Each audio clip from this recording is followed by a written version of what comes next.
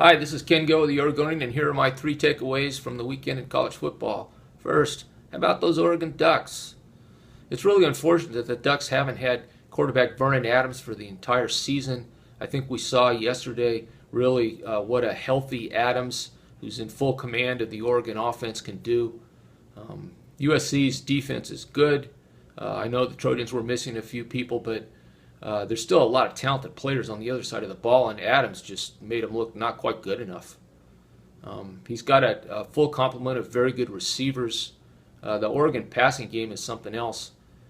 Still, Oregon's defense earlier in the season was not particularly good. I think it's improved, and that might have held the Ducks back early on, even with Adams. But I think if Adams stays healthy all season, that the Ducks would be in the college football playoff conversation. Now, there's some talk that Stanford, even with 2 losses, might wind up in the playoff, and that would clear the way for the Ducks to get to the Rose Bowl. I don't see it.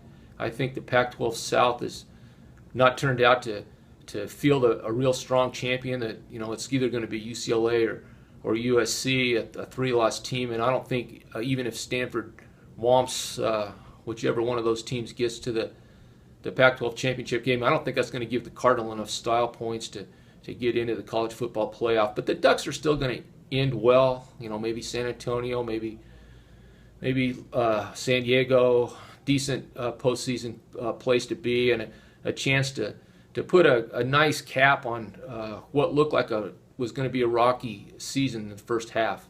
And how about Portland State? The Vikings made the football championship subdivision playoffs for the first time in 15 years. Today, if you haven't noticed, I think this Portland State team has all the tools to go a while in the playoff too. They've got very good coaching staff that utilizes the talent that it has at hand in intriguing and creative ways. They maximize what they do and what they have, and the team plays with a lot of poise. I mean, very good leadership on this Portland State team. A lot of older players. I think the Vikings have a chance to do something. They have a first-round bye. They won't play until the second round of the playoffs. That game will be on December 5th in Providence Park. Chance to win a game at home and continue to advance. And finally, Oregon State. I don't know what else to say here. The Beavers obviously are not very good.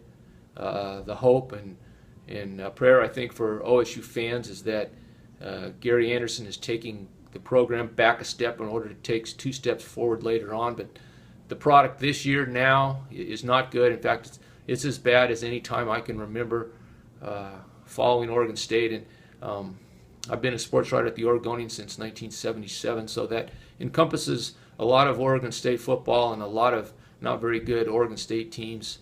That's not to say that Anderson can't create something in the future. He might, but I don't see a very competitive Civil War on Friday in Autzen Stadium. This is Ken Go, and those are my 3 takeaways from the weekend in college football.